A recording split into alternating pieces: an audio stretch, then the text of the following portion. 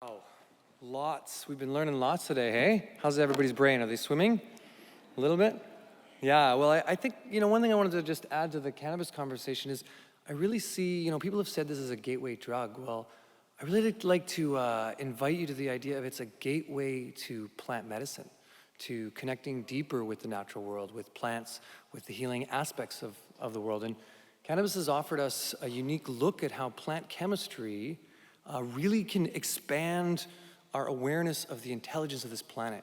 You and me, we read chemistry in our body, in our sense organs, in our sense of perception, and how we connect with the world. And this is how our body learns, how it educates. These mycelium networks that produce these mushrooms are much closer related to us than the plants are. In fact, we share up to 67% the same DNA as mushrooms. That's quite a bit more than we do with plants. So we're much closer related. With that, they have the ability to educate our bodies, to educate our way of showing up at a much more profound level. So that's what I want to talk about today a little bit. See how this thing works, I think. There we go. All right. So I'm going to take you down the rabbit hole into the mycelial networks, deep underground. This is what we call the Wood Wide Web. Yes, that's right. The internet before there was an internet. This is the communication network of our planet. It is the immune system and the nervous network that holds all the species in coherence. This concept of coherence is really one of back into harmony, back into balance. So many of you know of mushrooms, at least what people thought I was going to talk about was these ones. Deep down, as we go down the rabbit hole, we get into this kind of reality expanding, sensory gate perception shifting that is often thought of as the psychedelic mushrooms. Here we have this kind of concept of a mushroom that is going to bridge and gate our gateways and bring us to another way of seeing the world. And this one, I like to call it the emoji mushroom now, but really it's probably the most classically known mushroom, the most powerfully vivid when you see it up close, of this red and white. And this is back to one of the older traditions in which mushrooms were brought to us. Many of you might know this story of Santa Claus and the flying reindeer people. Yeah? A few people know this? Oh yeah. So the idea is that the flying reindeer people were able to bring us to a present state, to bring presence with their medicine. And so the concept of bringing back the sun 3 to 4 days after the winter solstice was about bringing presence. And this was the idea coming down the chimney, dressed up like a mushroom to share this message with us. And this is just one sort of northern folk tale, but all over the world, this idea of mushroom intelligence, mycelial intelligence, has spread wide and far. And so this is the other mushroom that everyone knows about. This is the psilocybin mushroom. And these cubensis are a powerful gateway opener. And a lot of people think of this mushroom more as a way to shift the perspective and to come back into a deeper way of showing up. So we have all this art and all these ideas around bringing us back into presence. But ultimately, I'm not here to tell you about psychedelic mushrooms. I'm more to say, just like I thought cannabis is a gateway to plant medicine, I believe the psychedelic mushrooms and the gate perceptions are a gateway to learning more about nature's intelligence and about the way in which we show up in coherence with the natural world. So all of these mushrooms, I have one right here. I did a perimeter walk like I do every time I go somewhere because I find this concept of getting out and just connecting with the land you're in is a powerful one to really bring you back into alignment. And there's hundreds of these right outside of the door here, these princess mushrooms. This is a agaricus species that you can eat. Now, I'm not going to say go out and eat the ones here at UBC, but you know what? I saw shaggy manes, I saw all kinds of russulas, I saw a whack load of different types of edible and non-edible mushrooms, mycelial networks that are colonizing this land. And every one of you that walks on this land, as you walk out of this facility, these mycelial networks hear you. They feel you coming. They know every tree, they know every organism in their landscape. They know the weather. They're able to predict what's going to happen next. They can also they have the ability through their tap in the Wood Wide Web to connect to what predator species are in, how the seasons are affecting every plant, how the trees are communicating back and forth. So underground, this idea of the wood wide web is this mycorrhizal communication network. And this is where much of the language of nature is explored. Many people think of trees as producing their own food sources and gathering nutrition through their roots. Well, this is only a very small partial truth. It's really these mycorrhizal second rooting systems of these mushrooms that their mycelium wrap around the roots. This exchange of nutrition is where much of this happens. And these mycelium networks can pull out mineral pockets from all over the ecosystem and bring them and up-channel the exact right nutrition that the tree needs. They trade this for what? The #1 street drug on the planet. You know what that is? Yeah, sugar. Oh yeah, more addictive than heroin. Anyway, we all want a little bit of energy, fuel, carbohydrates. This is what the mycelium networks pull out of the trees and their ability to beautifully create energy in their photosynthesis. But with that, they give them this symbiotic relationship, which is this exchange and this immune system that protects the trees, feeds them their nutrition, and also helps them feed information back and forth. This internet, this wood wide web, the more we look at it and the more we start to uncover and understand how it actually functions to keep ecosystem intact, the more we realize this is true intelligence. This is the way now with the human consciousness World Wide Web, we're starting to grow our mycelial connections very similarly. In fact, when we map out social interactions, it's the same thing that we see in the mycelium networks underground. It's the same thing we see in the dark matter in space. It's a fractal relationship. And just touching really quickly on this idea of fractal knowledge, it's really important when we're looking to find answers to problems and questions we have.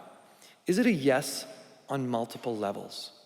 If we've got a yes from the present, current state of thinking, it's likely not a truth in the universe. If it's a yes that can be affected in multiple levels and multiple ways of thinking, this is the true intelligence of how nature shows up fractally.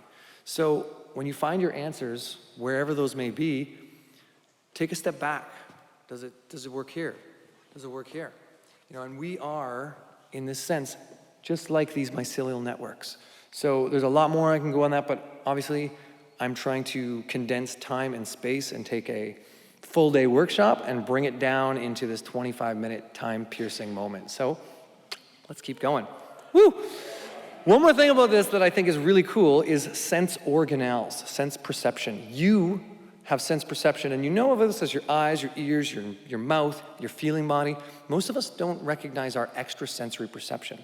And these mycelial networks, they have these little hypha, which are like a finger that goes through, and it has all of these built into the hypha, this great intelligent biofeedback loop. Similar to your nervous system, it's feeding back information back to the mother mycelium. So there's a really neat way to start to connect deeper with your extrasensory perception by spending time in these places. And this is something we are very similar to. We are similar to all of life, right? We have this innate sense to connect with other life forms. And I think we can do that through uncovering and understanding the way in which the wood wide web connects all of these organisms together. So this source connection, the real practice that I would give anybody, no matter where they are on, and I know Terry Vrain's in the audience there, and his wife talks all about this concept of forest bathing, deeply connecting with the natural world.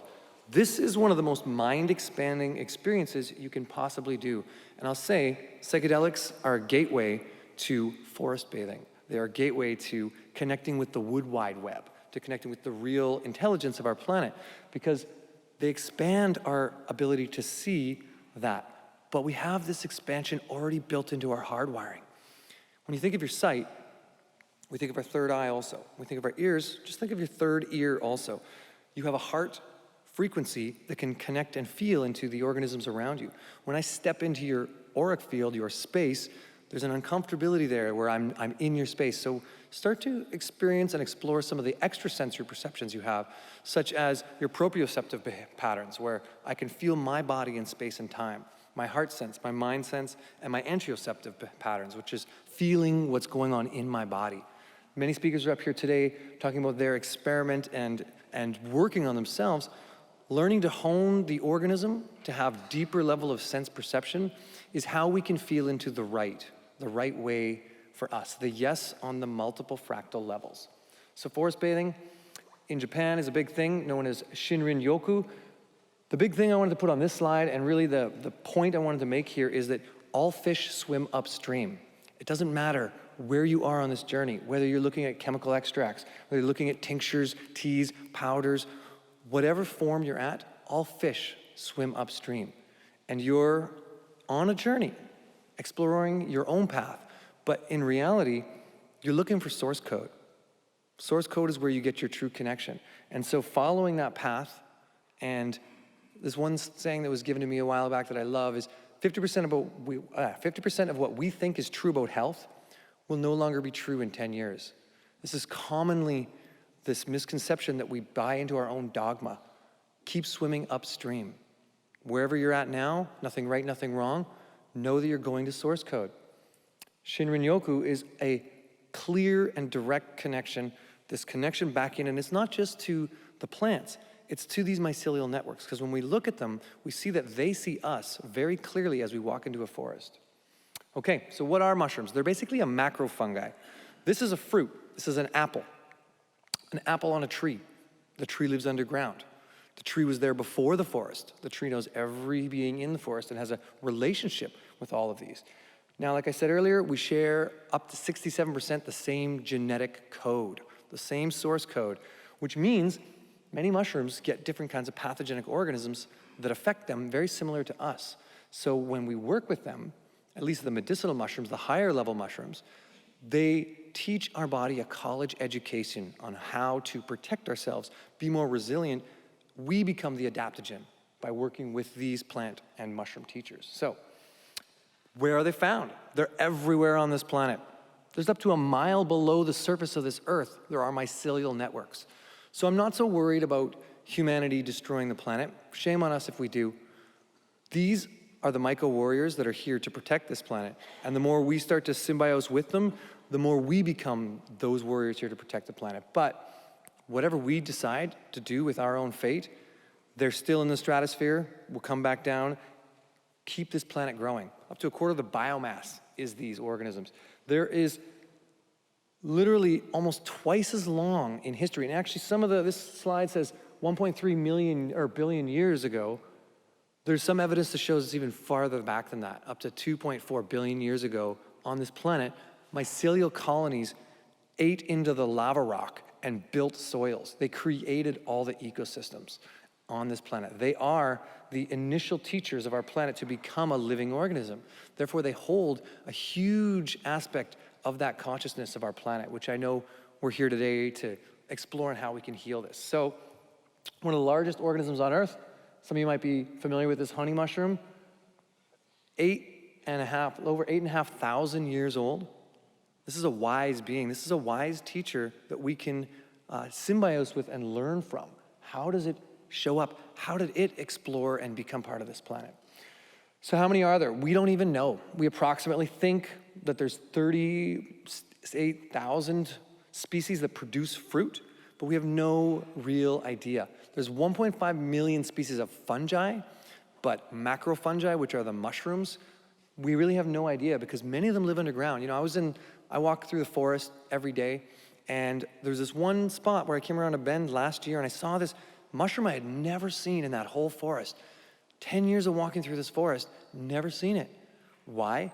Because unless the perfect conditions or the stress is there for it to put up a fruiting body, it'll live happily along underground, forming its relationships and sequestering carbon and helping build that ecosystem without the need to reproduce. But with that, mushroom sex is pretty hot, I gotta tell you. So what is that, right? Mushrooms, the way in which they form, their spores mature in the same sacs inside of the gills, and then they put out these little hypha. And these hypha, as they cross, they dance, just like a Kundalini sexual experience, and they expand and grow this beautiful network of communication that just keeps flourishing and growing and creating a kind of a love nest until eventually they fruit, they create these little eggs underground, and pop, up comes another Amanita Mario mushroom. Another slide about that. You can see this one, the one on the bottom of the hypha, that's where all the like kind of fun times are starting to happen, but they they move across each other, and it's just a beautiful dance. The more we learn about mycology and the way in which mushrooms procreate, I think there's a key here to our own ability to cohabitate, male, female, and dance through that love life. So they have something to teach us there. Another thing they have to teach us is they're probably the best form of food on the planet if you know how to create it. In fact, that first mushroom I had up top was an artist conch, and when they feed that to, when they inoculate wood with artist conchs, it makes it up to 67% digestible by animal stock. And so they can use wood as a food with mushrooms to create all this feed for animals.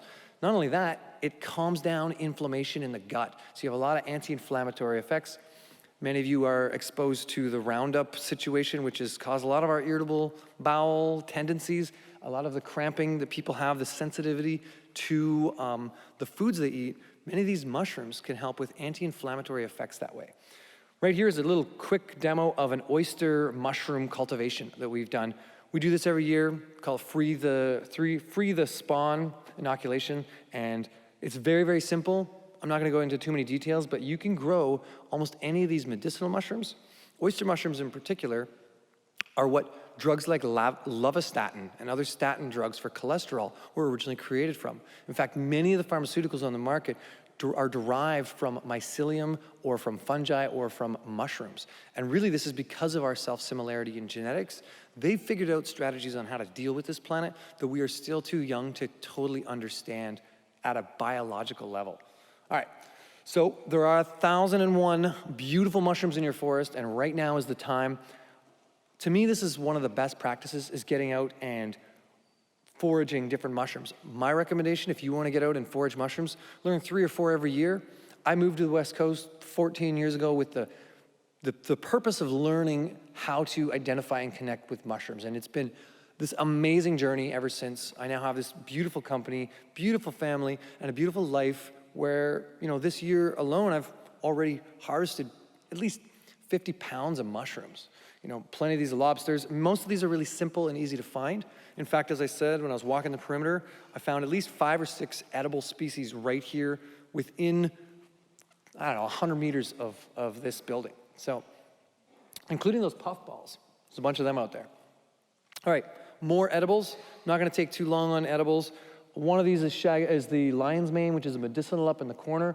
Another one is King Bolete. I just love these. I go up the mountain and I find these and they're just tender, tender, tasty. There's a lot more, and again, because my time-piercing qualities of the moment, I don't have much time to tell you about these, but know that your forests are full of food. They're full of medicine, and half of the medicine of going out foraging is about connecting in that forest bathing that I was talking about, really connecting back in with the language of nature, right? This is a fractal language that can make you a more powerful person just by understanding your own nature truly and deeply. The one in the middle is that honey mushroom. That is the organism in Oregon that is 8,500 years old. Okay, oh wait, I'll go back. Top middle is shaggy manes. There's a whole bunch of them in the field right over there. I love foraging. I'm what we call a boletivore. I like to eat boletes. This is a birch bolete. This is one of my favorites. You can see the giddiness on my face, the elven swagger coming through the forest in the wood wide web. These are some of the beautiful flushes. These oyster mushrooms flush like this every spring. It's amazing. I was visiting my daughter last spring, and this tree, just like full of oysters. These are everywhere. I see them here now. We have a winter oyster, and the other one here is chanterelles.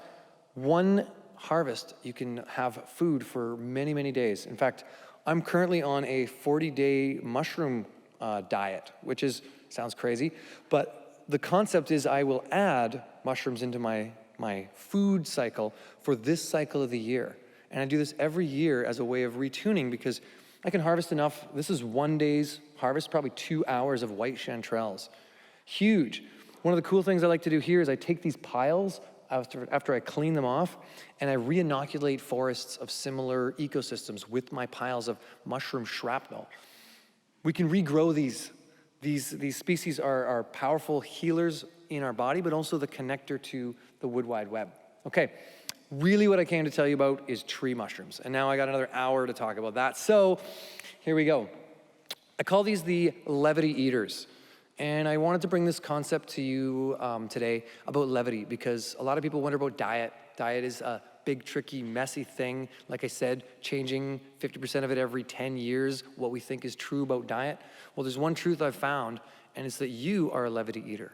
You eat living essence. You eat chi. You eat energy. Whatever form it's in, look for the highest caliber, the highest quality, the freshest, the local, the most connected to the world around you.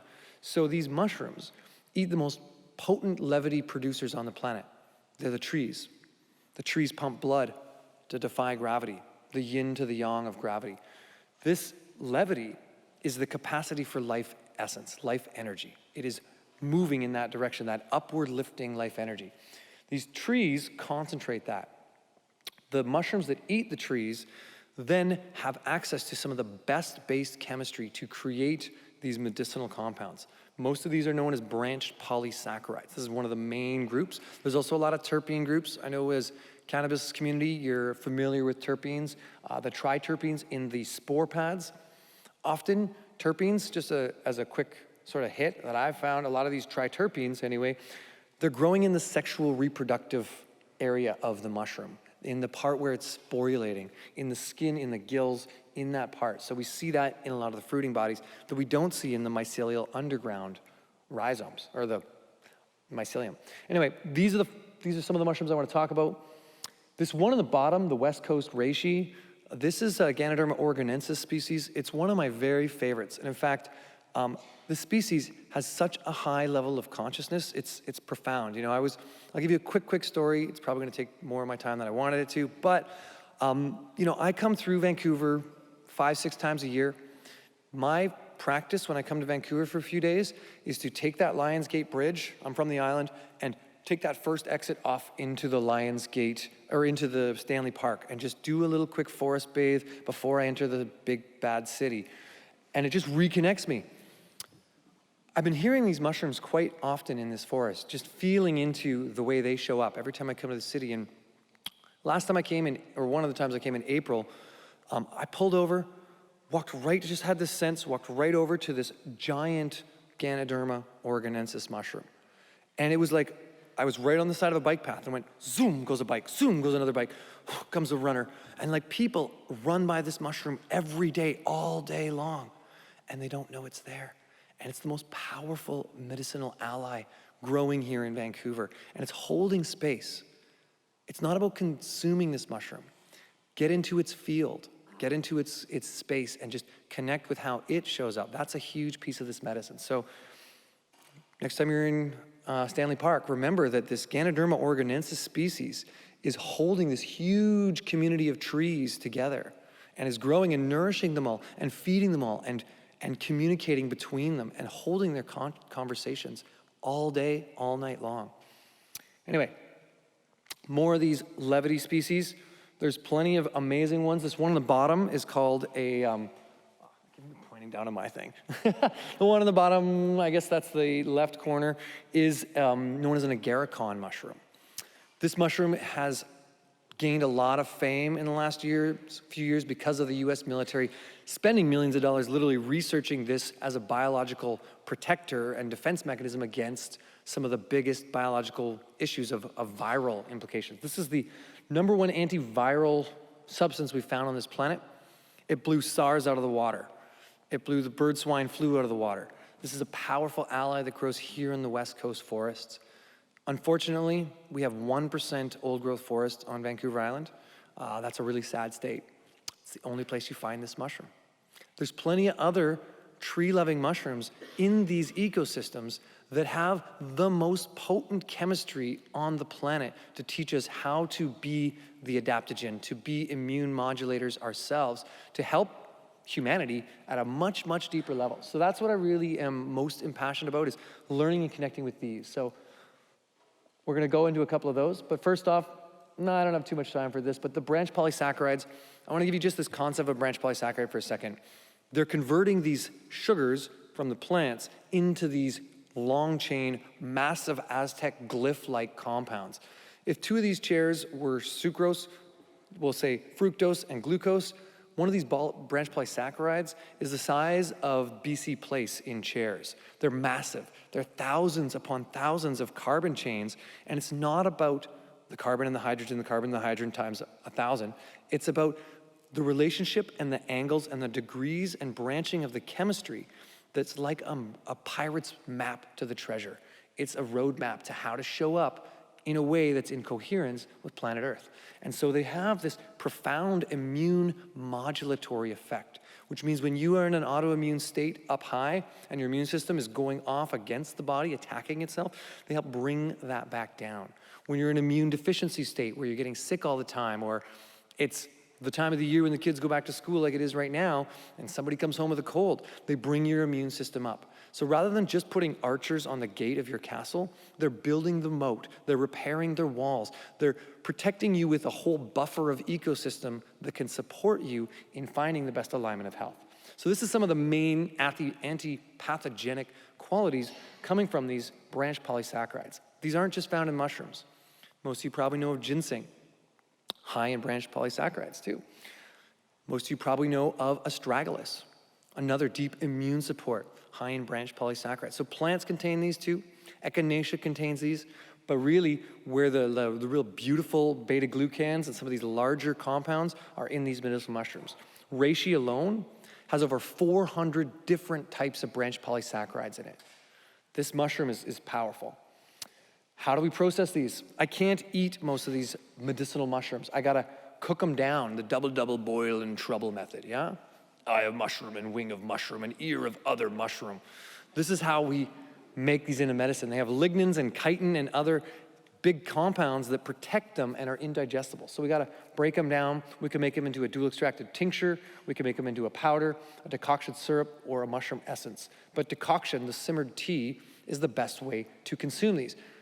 Those conchs, the polypores that grow on the trees, there aren't any that are poisonous. Yes, there are poisonous mushrooms that grow on the grounds like these, but if they're wood-like, have multiple pores, and are growing on a tree, these are the medicinal mushrooms. There's many different ones, and again, my 4 hours is starting to run up, so I'm just gonna keep going with my slides. Anyway, this is making mushroom tinctures. Very simple, decoction, alcohol, put the two together, you create this dual extracted tincture. The reason why is because the triterpenes are alcohol soluble, and the decoction is where we get our branch polysaccharides. Now this is just a very layman, simple tincture method of dual extraction, but with the interesting research happening around cannabis, I'm really excited to see humanity evolve its way of perceiving chemistry and its way of extracting chemistry and finding the best mechanisms to start working with many of these compounds. So there's many other ways. We do a dual extracted powder that's amazing, and it's truly powerful. Okay, I don't have time to talk about one of the hardest working mushrooms in the forest, but this guy in particular is one of the most potent medicinal mushrooms, and it's everywhere. It's great for your digestion. The traditional First Nations would add this to their smoke mixes to help protect from headaches.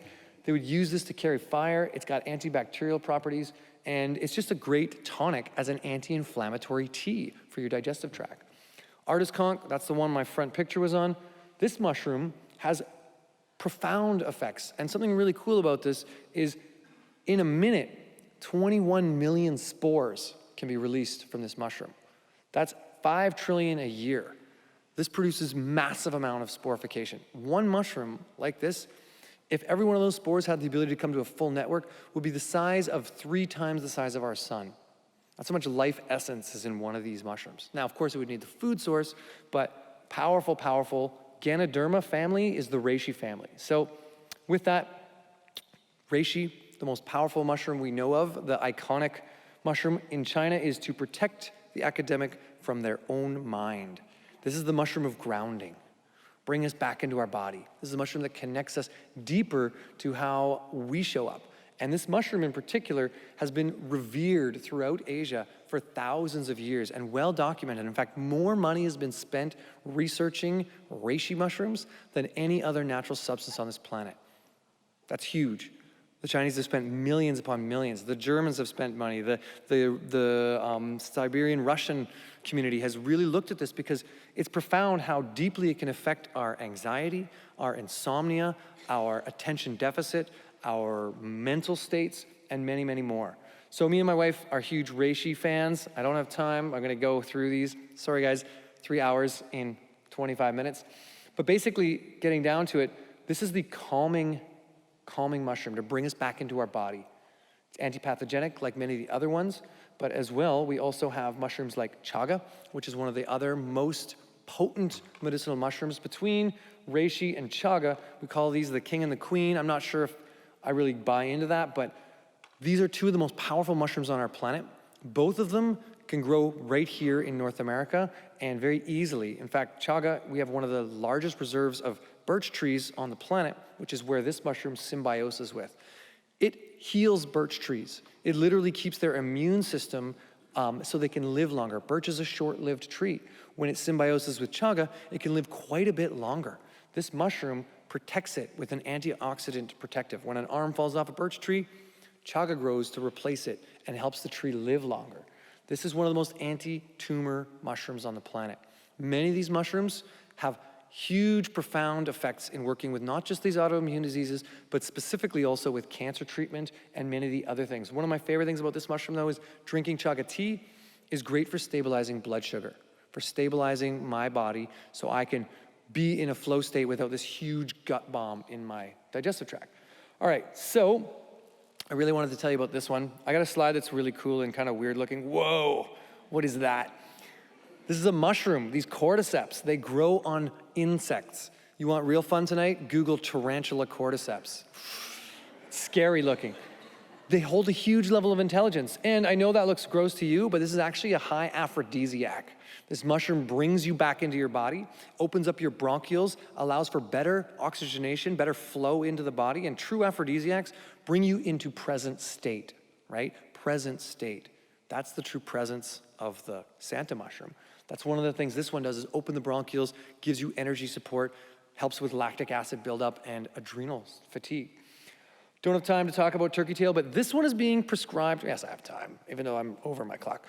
This one's being prescribed in Japan for the last 30 years for anyone going through chemotherapy. The PSK, one of the compounds in turkey tail, is one of the best things for anti-radiation. In fact, up to 400% recovery rate better using turkey tail. Plus, it's one of the most chemoprotective and anti-cancer mushrooms on the planet. So this one, I call it hiker's mushroom because it's everywhere in your forest.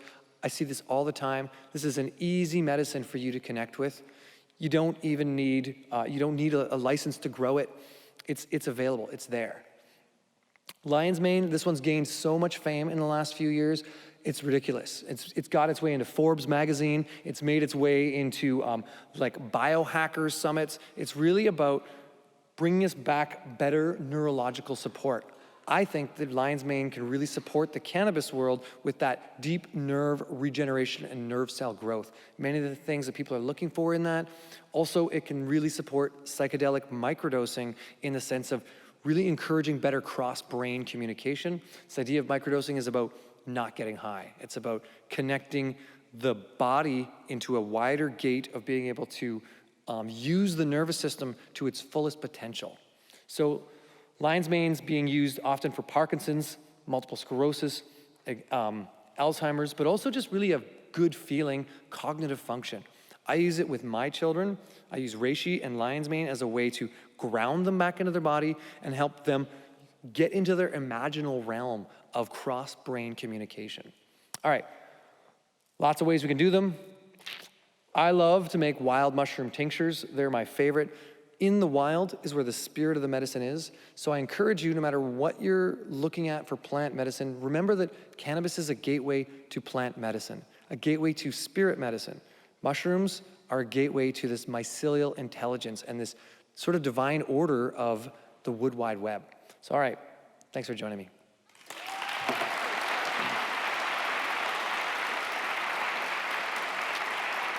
Woo! I will be at the Expo tomorrow. I'll be at the Expo so you can happily talk to me more about mycelium, about any of this stuff. Plus, our YouTube channel is really fun. You can have a Netflix-style binge there on medicinal mushrooms.